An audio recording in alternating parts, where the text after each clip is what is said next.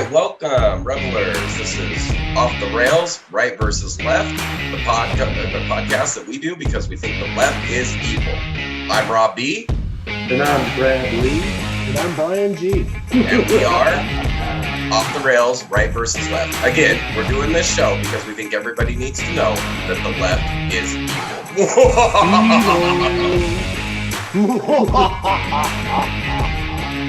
Classic.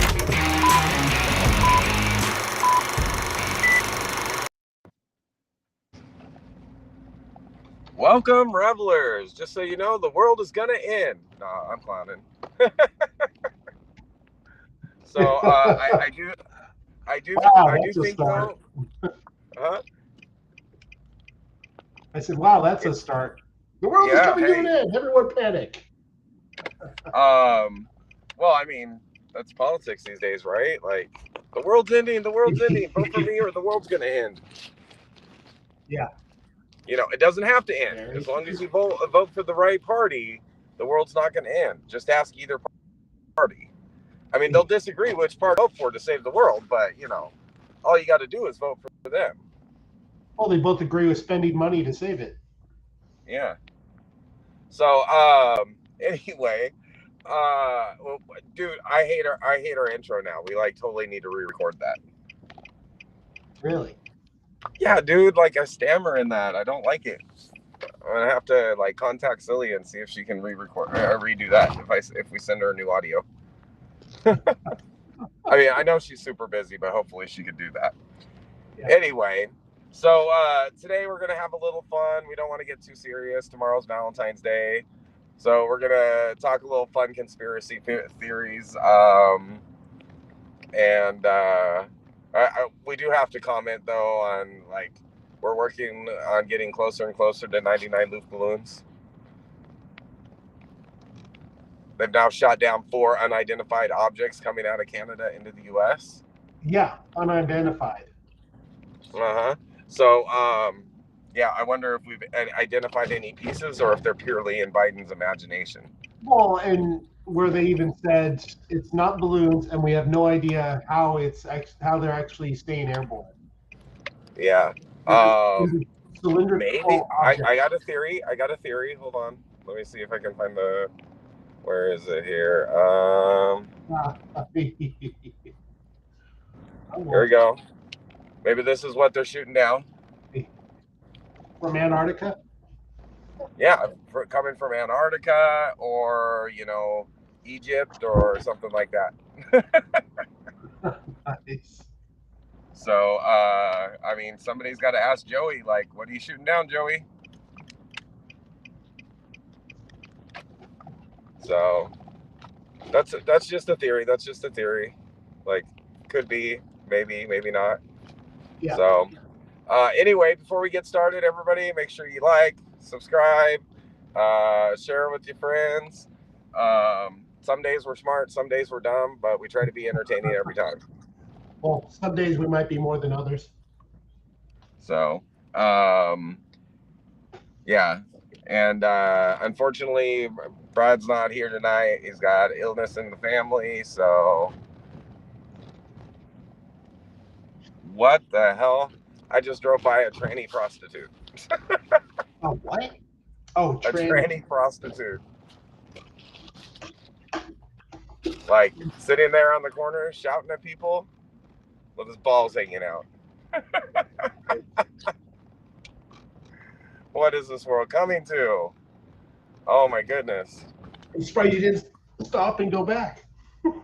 No, not my party. I'm good. I got my girl. I'm happy with that. And I know she's a girl. Born and bred. Yeah, yeah. From beginning to beginning up to current time, she's girl, all girl.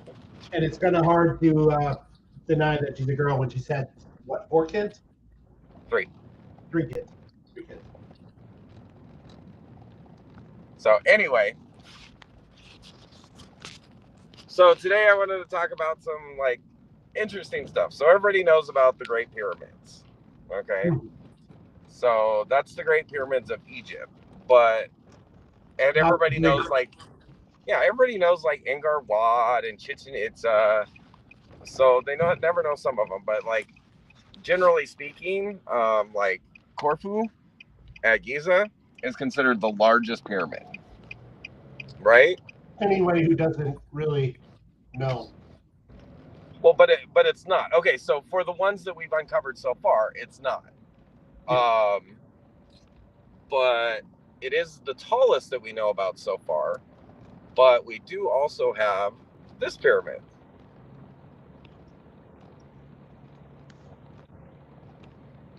Yeah, with the, what is that, a Spanish monastery on top?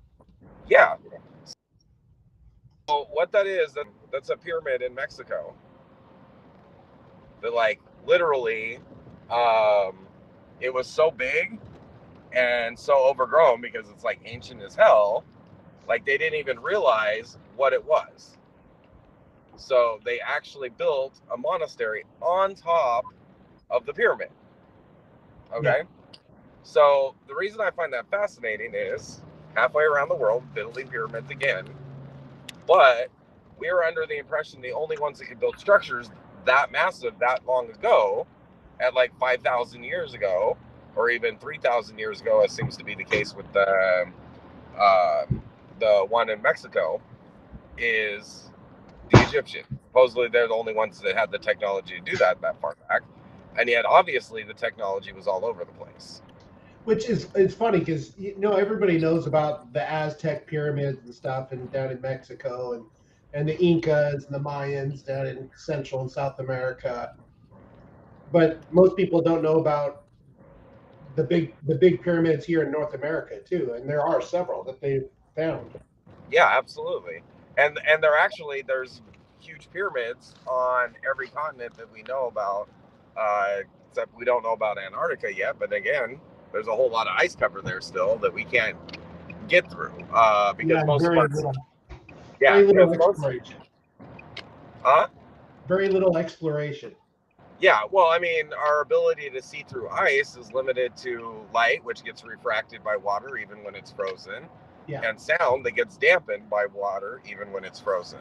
Now, obviously, sound transmits better through frozen water than it does through liquid water, but still. Yeah. So you're with me on that one? So, like, it's possible that we even have pyramids down there. Mm-hmm. Now, the reason it's possible is there were some like early writings from Egypt that like indicated that they were survivors of a calamity, right? Mm-hmm. So that would explain why 5,000 years ago they had some amazing technology beyond their construction, because maybe they just got lucky on construction, but they're performing full-on surgery. Like these are dental tools. Yeah, they've pulled out mummies that they've seen brain surgery done on. Yeah, but like that's just like, cutting into them with anything. But this is the actual tools. Well, yeah, but they found very precise and very carefully cut squares out of people's skulls and stuff. Exactly. It's not just banging the hell out of somebody's skull and knocking a hole in it. Right.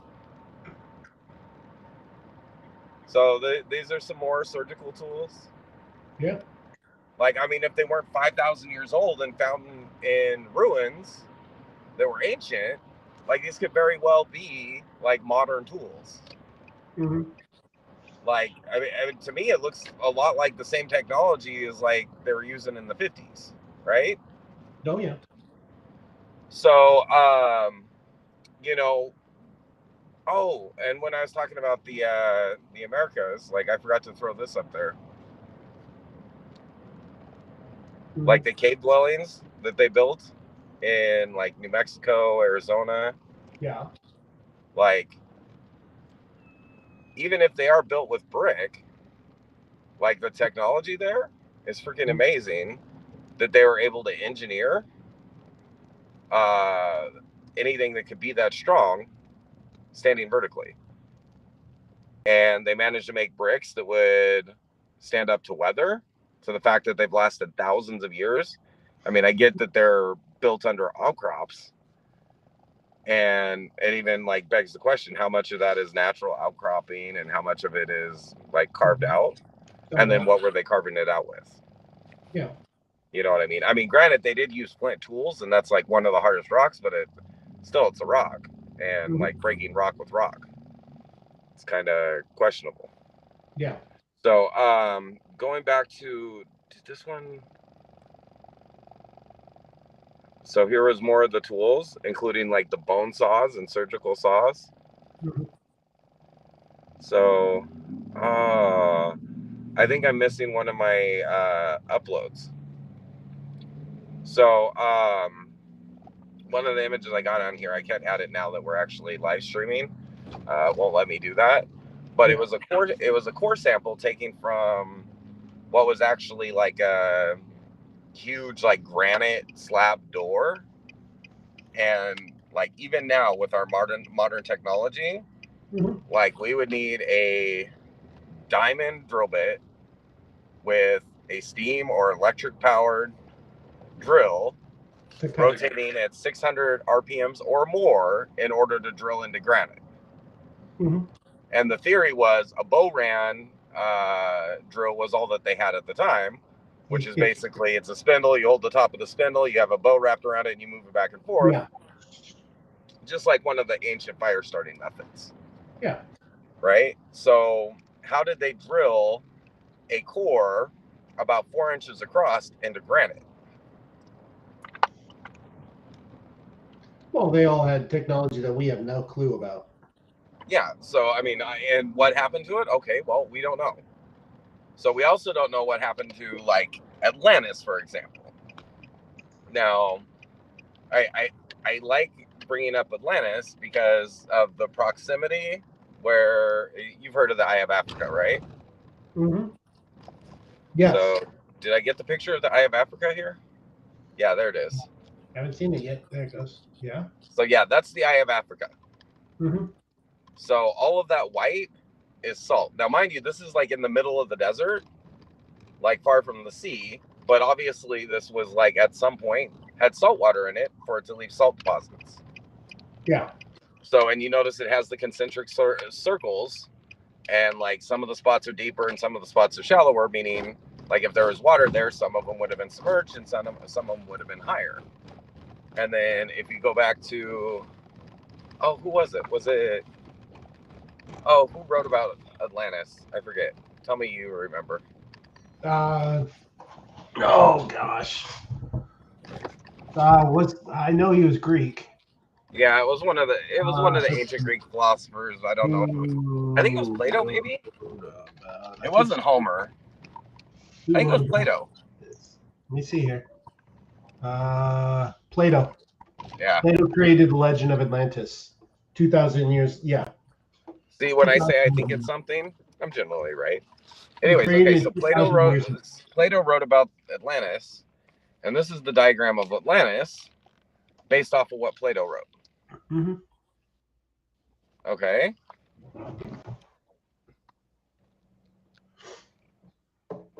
Like, to me, that's a pretty good match. Well, there's circular, round objects, different layers. Right, and see, the population of Atlantis was supposed to be in the millions. So if you figure like how far across this is like miles across. Yeah. So yeah, between all the rings, that would have been big enough. So of course it's in the middle of the desert. How could it have been under the sea? Well, you know, this was 2,000, more than at least 2,000 years ago when Plato wrote about it. Climate change. God forbid about it, like climate change. Right. I mean, like, leftists always talk about climate change, so let's talk about a little climate changing. I mean, Africa used to be beautiful green deserts with lots of water. Now they're deserts. Yeah. I mean that's exactly it. Like it used to be like lush jungles, and we know that because of the fossils of the plants and the animals that were there. That it used to be. There it goes. Is that better? We know that it used to be jungle, So at some point, something caused it to turn into a desert. Well, I don't know if you've ever planted before, but one of the fastest ways to kill soil and keep it from going plants is to saturate it with salt. Uh-huh. So, like, if it got flooded, I don't know, in a cataclysm that might have been referred to in, like, I'll put the Bible, like a great flood, maybe. If it had been flooded with salt water, like seawater or ocean water, and then that fell back, then that retreated and left all the salt behind, now you have a desert. Right. Yep. Exactly. In battles, they would salt the battlefield, the enemy's territory, when they took it over, so the enemy couldn't move back in and plant food and grow. Right, and if you look at it, like, I can't think of any natural phenomenon that would explain the different levels. Like, a volcano would make sense, but not except the closer you go to the middle would be higher. Yeah. Like, if you're talking about rescinding shields, you know what I mean? Mm-hmm. So that doesn't work. So, and then you, like, throw in there the fact that, you know, ancient Egyptians had some pretty good boats. Yeah. And then, you look at the dimensions that Moses was given for a ship. Huge. And that was when, like, what, 300 AD? Like, I mean, as big as an aircraft carrier, if not bigger. Yeah. So, obviously, there was some shipbuilding technology back then. Yeah. So, my question is, okay, and then again, like I told you that book Adam and Eve, and I'm guessing you still haven't read it yet. The what? You're failing in your reading list, sir. What's that? The CIA.gov document, Adam and Eve, the book. Oh, okay. So it's the one that I was talking about. The CIA classified, like, the whole fucking book. Okay. And, like, removed it from publication. Yeah. And it talked about, like, the reversal of the poles and magnetic flip, and indicating that we're a couple hundred years past due. Yeah. And we're, like, right at the solar maximum. Which they've known for years now the poles have been moving. So, yeah, pole reversal. What's that? They've known for years now that the poles have been moving. So if you've been watching where magnetic north is, that's been shifting. Right. So then, like, I tie this in, like, you know, you got stuff like that was classified by the governments. Yeah. And then, and I imagine, like, other scientists have figured out whatever this guy figured out about the flipping of the poles that caused the CIA to get it. So then it makes you wonder, when the WEF talks about the Great Reset, are they talking about causing a Great Reset, or and they're just trying to prepare it to make sure they survive it? Yeah. What do you think is causing the pole, the movement of the poles? Is it solar? Well, no. I mean, well, that might be part of it, but like, magnetic poles, like, flip in the sun too. Yeah. So, and then, like, as far as we can tell, the poles flip. Basically, any planet that has, or any body that doesn't have a perfectly perpendicular rotation would have seasons and would have shift in the poles, because the gravity of the sun would be pulling at an angle and the energy from the sun would be hitting at an angle. Mm-hmm. So does that make sense? Yeah, I mean, if we're not circling at the same distance from the sun all the time, then we're going to get hotter and colder, depending if we move closer or further from the sun. Right. So, and, like, on Earth, because we basically the Earth wobbles as it goes around its orbit. That's why we get seasons. Oh, yeah.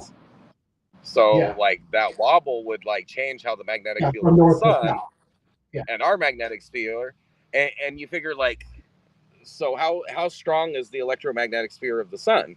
Well, like, the entire solar system is in, like, a big electrical bubble, like, generated by the sun, that protects us from most solar radiation, or most cosmic radiation. So, yeah, our sun emits some radiation, but it's like nothing compared to the radio background in space, in deep space. And most of that's kept out by the heliosphere generated by the sun. Yeah, if it wasn't for the sun and the magnetic field it creates, we would be inundated by radiation from outside our solar system that would kill us all. Right. And like you look at like Pluto and beyond in the As you move further out from the sun, the Oort field, like all of that like rotates at around the sun in hundreds of years. Yeah. So that's how big that their loop is. And a lot of that stuff is elliptical. Like I want to say Uranus and Neptune, their orbits intersect. Yeah. No, Uranus. Uranus. So their orbits intersect because of how odd their orbits are. Yeah. So it makes you wonder, like mathematically, when they'll collide. Well, like at some point they've got to collide. And then we talked about before with Mercury and those that are really close to the sun, that they have, you know, they have a much shorter year than we do. Yeah, absolutely. Like it's like a day or something like that. Yeah, they spin around that sun real quick. Yeah, and so like I've even like some of the research, like they're trying to like figure out how to make a lander to land on Mercury because they think there's caves that are actually potentially habitable there. It's amazing. Yeah. So I don't know if I'd want to live that close to the sun, even if I did have a cave. Well, you would have to be inside a cave to protect yourself from all that heat. Holy snakes, man. And radiation with no and radiation. Because Mercury's so small, there's no electromagnetic field to protect you. Yeah, whenever it shoots off a solar flare, you better be deep down underground to protect yourself from that. Yeah. And so I think it's interesting. So what I was saying about the WEF and like my theory there, perhaps that they're not like thinking of causing a great reset. Maybe they just know that one's coming. Like I saw the funny meme, but it actually like puts you to thinking, and it's like mankind perfects AI perfects itself. Yeah. AI enslaves the human race, takes away all technology. Solar flare wipes out technology.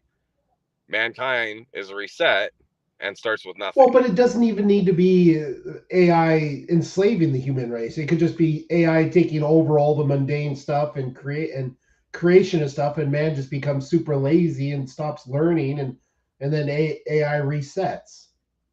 Yeah, say they once they start thinking for us. Yeah. Oh, it's like in the Matrix, they said like once we started thinking for you, it really became our civilization. Yeah. You know, I love that series. So that's like I love the Matrix. Yeah, it's a great series. So so that's what I thought. Like maybe they're just like already expecting a cataclysm, and with how much information like the elites, whether it be in governments and the rich people, like keep for themselves. Yeah. I'm just saying. So and then their like obsession with reducing the population of the world maybe tied into the fact that they know that a bunch of them are going to die anyways, and the fewer people there are, the easier it'll be able to maintain control in the event of cataclysm. Yeah. So I mean, they're talking about eating bugs. We know roaches can survive a nuclear bomb. Oh, God. Yeah. They want us to eat cockroaches, ground up cockroaches as flour, and they bake everything with it. And then the artificial meat that what's his name? Microsoft founder. What's his name? Bill Gates. Bill Gates came up with that artificial meat he wants to switch everybody onto. Like, are you kidding me? Nobody wants to eat the impossible meat. Like that company is like going out of business because nobody wants to eat it because it's disgusting. Yeah, I don't even want to see it. It's just God, idea. Now, I do plan on, for my like survival like stocks, I am planning on getting some of the black bean burgers. Okay.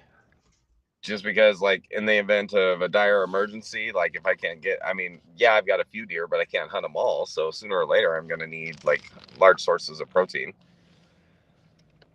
Like the majority of the calories in all the survival packs are carbohydrates. So that's not going to keep you alive. just carbohydrates. You're going to need sources of protein. Yeah, but that's black bean just made to look like a burger. It's not artificial meat, and they're not trying to call it hamburger. Yeah, black beans are okay. Like, they're not my favorite. Yeah. Anyway, so that was my thought on that. Anyway, I thought it was like a fun like conspiracy theory that that it's not that the WF is planning on causing a great reset. They're just expecting a great reset. Yeah. And I mean, people predicted resets for a long time, just from World War, famine, lots of different causes. Yeah. So what's your favorite cause for a great reset? What's your favorite apocalypse? Well, I mean, the one you hear about the most is nuclear war. I have no idea that we. Which one nuclear war? What? Which one did you say? I said the one you hear about the most is nuclear war, where we go to war together, then we nuke each other off, back to the Stone Age. Right. I mean, that's the most common, the one that most people have heard about. For real? I mean, I think that's been a likely one in the past, and I mean, I'm not saying that it's not for the future as we advance and get more and more advanced weapons, but I don't know. I've always thought AI, and not because AI would enslave us, but just because AI would take over all the mundane stuff, how to all the little things, and then it would grow, and man would just become lazy and sit back and start doing, you can see with kids today with gaming, they don't want to do anything but sit at home and game. And that's not all kids, but a good majority just want to sit home, play their video games, and let somebody else do all the work. Well, I mean, yeah, that sounds fun to me too. Well, it sounds fun, but to a point. I get tired of it real quick. Yeah. So, but I see that happening. Yeah, people basically get dumbified down because they're not doing anything but sitting there in front of a TV screen going, or VR glasses or whatever. And so yeah, and then we got people like Zuckerberg pushing their VR worlds and all of that. Yeah, Meta. So, but I just see basically the population dumbed down to the point where if there is all of a sudden something happens and now the AI is not there to do everything for us anymore, that we're basically, okay, how the hell do we even start a fire? We have to start over from scratch. And like a few survivalists, unfortunately, a lot of survivalists are going to get taken out because they've already got stocks, and even that basic survival information is going to be lost. Yeah. So, yeah, it makes it a even more dangerous category. Yeah. Anyway, I need to wrap this up. I got something urgent to take care of. Oh yeah. Yeah. So, but we'll be back. Probably won't be on tomorrow because both of these guys actually have their girls by their side, so they need to do something for Valentine's Day. But everybody have a great Valentine's Day. Stay safe out there and prepare for the reset. Reset. Yay.